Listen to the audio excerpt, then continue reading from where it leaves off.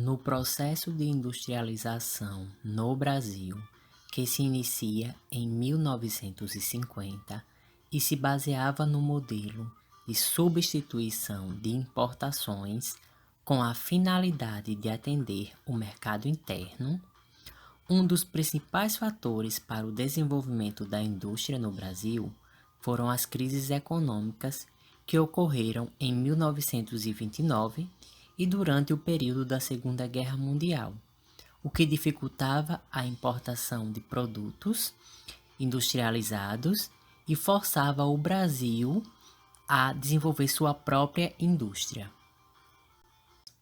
Para que possamos entender o processo de industrialização em nosso país, é necessário destacar alguns fatos históricos.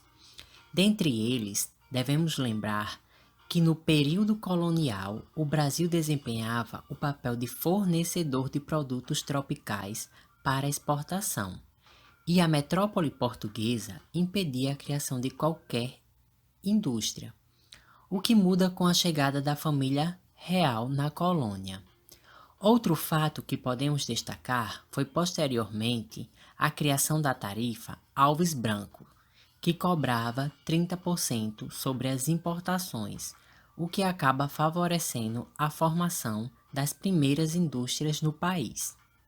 Se observarmos na tabela, houve um aumento gradativo dos estabelecimentos industriais, como comprovam os dados a seguir. Se observarmos nesses 3 períodos que foi separado para demonstrar isso, nós vamos ter o aumento dos estabelecimentos, com 388 em 1884, pulando para 472 em 1895 e 1899, e pulando para 5.936 no período de 1915 a 1919. Outro evento que desencadeia a industrialização no Brasil é a crise de 1929, que gerou uma crise sobre a economia cafeeira no Sudeste, do açúcar no Nordeste e outras commodities primárias agrícolas. Então, se utilizando da estrutura existente deixada pela economia cafeeira, iniciou-se a industrialização no Sudeste do Brasil. Logo após, vamos ter a Era Vargas, onde ele assume o poder logo após a crise de 1929, que ocorre nos Estados Unidos e gera uma crise aqui no Brasil, pois cai a exportação dos nossos produtos agrícolas. Ele tem que solucionar esse problema. Outro desafio que Vargas tem que enfrentar é a integração do território nacional, pois cada região produzia seus insumos e vendia sem uma integração econômica. Nesse período, outro desafio foi o desenvolvimento do mercado interno, já que o Brasil era altamente dependente do mercado externo para conseguir faturamento, e éramos muito dependentes também de produtos importados.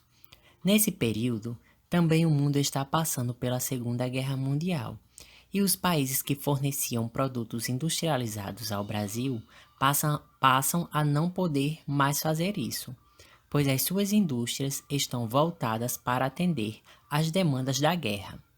Então Vargas começa a implantar a política de substituição de exportações e diz que o Brasil vai passar a produzir o que não consegue importar. Então, para a industrialização em nosso país, ele cria as indústrias de base, que vai dar sustentação a esse processo. Ele cria, por exemplo, a Petrobras, com a produção de combustível, a Eletrobras, com a produção de energia, a Vale do Rio Doce para a exploração de minérios e o Banco BNDES para financiar essas obras. Então, Vargas, através do Estado, cuida da indústria de base e os produtores cafeeiros da iniciativa privada cuidam das indústrias de bens de consumo. E para desenvolver o mercado interno, ele cria a CLT, para que tenhamos o mercado consumidor. Logo após, no governo de Juscelino Kubitschek, JK, ele cria o plano de metas, que tinham 31 metas, dentre elas as que eram mais importantes para o governo era dar continuidade no desenvolvimento da indústria, energia e transporte. É importante também lembrarmos que ele implanta o modelo rodoviarismo. Cria o plano piloto para a elaboração da cidade projetada Brasília, pondo ela para ser a nova capital do país.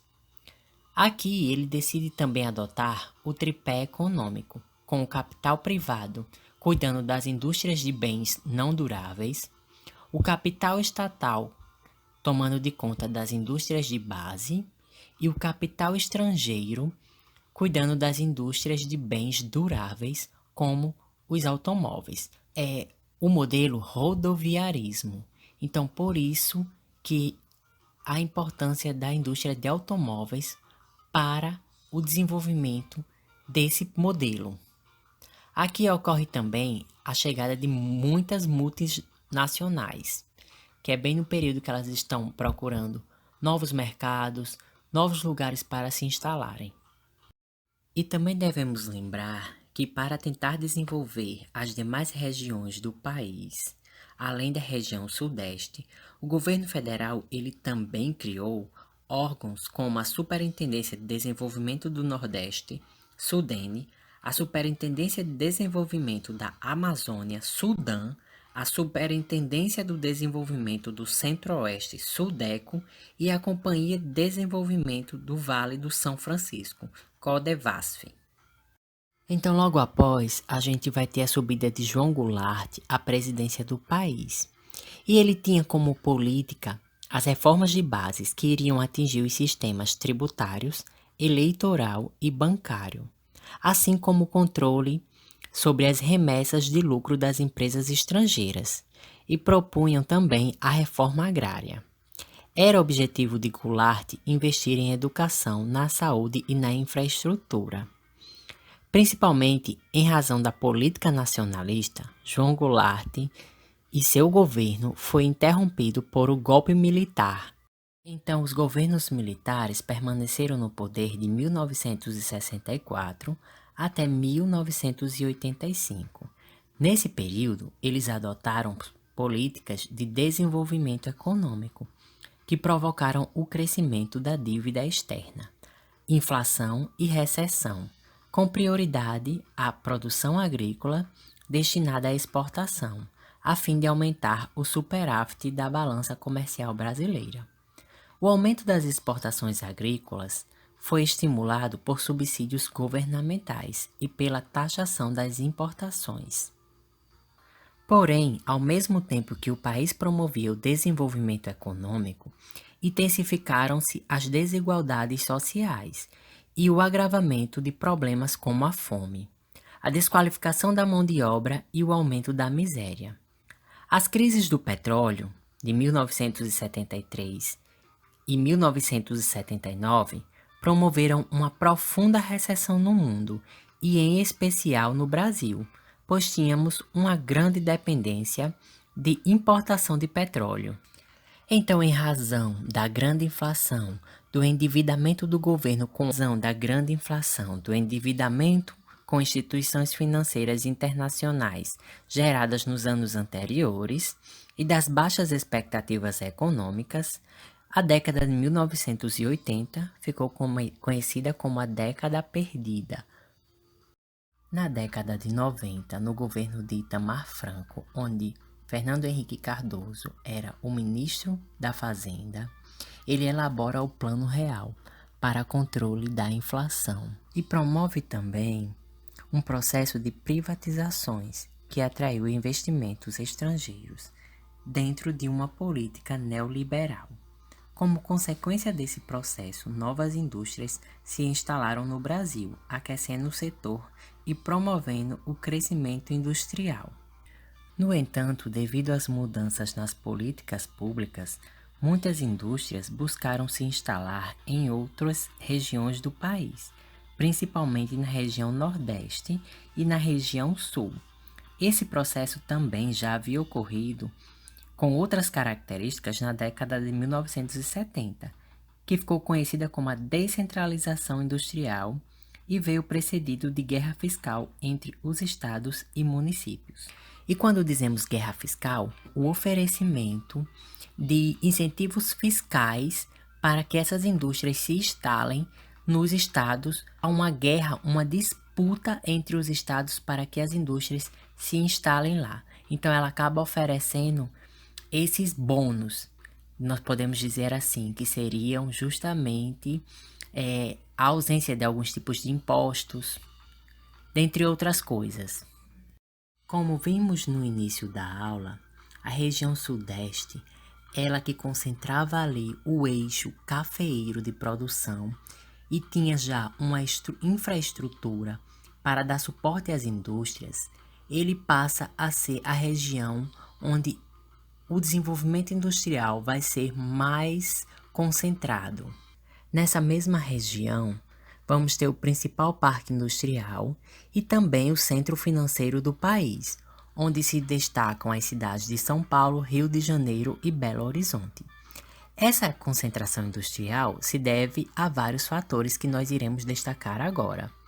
Por exemplo, a grande concentração populacional, o sistema de transporte rodoviário e ferroviário já constituído, como herança, como eu falei antes, da indústria cafeeira, investimentos estatais no setor, amplo mercado consumidor, a proximidade portuária que facilitava o escoamento da produção, oferta de mão de obra, energia hidráulica e materiais primários agrícolas, localização geográfica favorável, isto é, próximas aos principais centros, São Paulo, Rio de Janeiro e Espírito Santo, a tendência de indústrias ligadas ao mesmo setor, ou que fornecem e recebem matérias-primas por situarem-se próximas uma das outras para obter a economia de escala.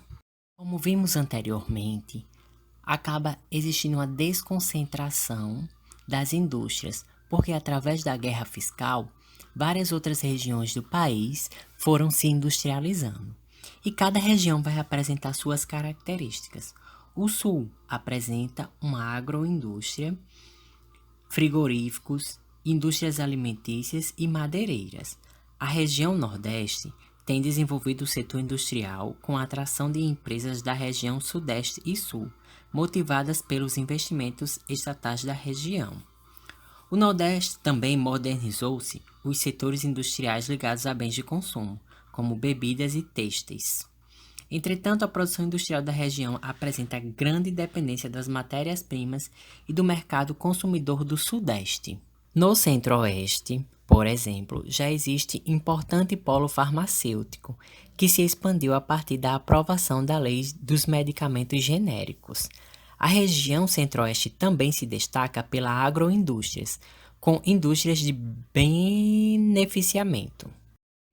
Na região amazônica, os grandes projetos de extração mineral e a formação de órgãos de desenvolvimento regional possibilitaram o crescimento industrial de algumas cidades, como Manaus, que desenvolveu o setor eletroeletrônico. Aqui, por exemplo, podemos ver duas imagens. A primeira, de uma linha de produção no setor automobilístico, e a segunda, a Zona Franca de Manaus, no Amazonas.